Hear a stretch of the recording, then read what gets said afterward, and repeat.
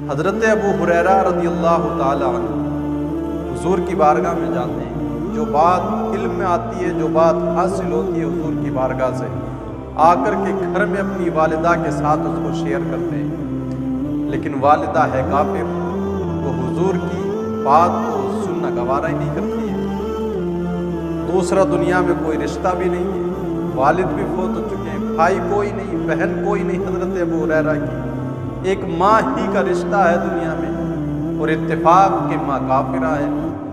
آپ حضور سے سن کے آتے ہیں، ماں کے ساتھ اس کو شیئر کرنے کی کوشش کرتے ہیں، بیان کرتے ہیں، لیکن ماں ہے کہ سننے کے لیے چاہتی نہیں ہے، گوارا ہی نہیں کرتی وہ حضور کی بات کو سنے۔ اور حضرت ابو ہریرہ ہیں کہ ان کو اور کوئی بات آتی بھی نہیں حضور کے علاوہ، وہ جب بھی کرتے ہیں تو مصطفیٰ ہی کی بات کرتے ہیں۔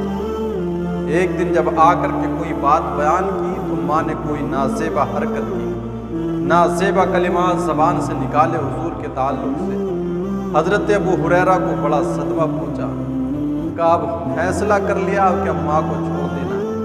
کہا ماں عظمت تیری عظمتوں کو سلام، لیکن بات اگر شان مصطفیٰ کی آئے تو پھر تیری کوئی شان نہیں ہے اس کے مقابلے میں۔ چھوڑ دیا ماں کو، گھر کی دہلیز چھوڑی، گھر سے باہر نکل گئے۔ اب چند قدم گھر سے باہر چلے تھے، دل میں خیال آیا کہ جس بارگاہ میں تمام دکھوں کا مداوع حاصل ہے تو پھر کیوں نہ جا کر کے اسی سرکار میں اپنا عریضہ پیش کرتا ہوں۔ تو تمنا لے کر گھر سے نکلے تھے کہ حضور سے بیان کروں گا۔ اب حضور کی بارگاہ میں حضرت ابو ہریرہ رضی اللہ تعالی عنہ پہنچے۔ مصطفیٰ جان رحمت نے ابو ہریرہ کی اداسی کو دیکھا، کہا ابو ہریرہ کیا بات ہے؟ تو اب کچھ نہیں بتایا کہ ایسے ایسے ہو گیا، 2 لفظوں میں پوری بات کہہ دیتے۔ کہا حضور میری والدہ کے لیے ہدایت کی دعا فرما دیں۔ اب حضور نے بھی نہیں سوال کیا کہ معاملہ کیا ہوا ہے، کیا معاملہ پیش آیا، آخر بات کیا ہوئی ہے۔ ابو ہریرہ نے کہا والدہ کی ہدایت کے لیے دعا فرما دیجیے۔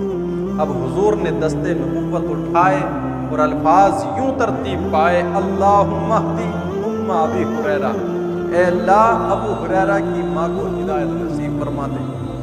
حضور کے ہاتھ اٹھے تھے، ادھر ابو ہریرہ نے گھر کی طرف دوڑ لگا دی۔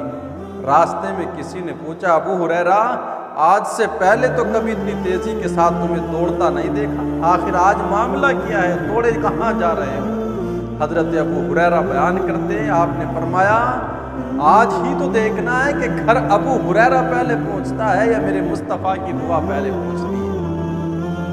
کہتے میں جب گھر آیا، دروازے پر دستک دی تو اندر سے آواز آتی ہے، بیٹا ابو ہریرہ ٹھہرو ابھی آتی ہوں۔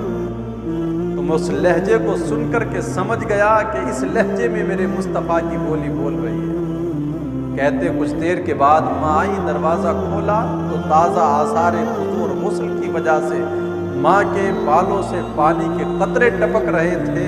ماں کنڈی کھول رہی تھی اور اس کی زبان پر کلمہ شہادت جاری تھا۔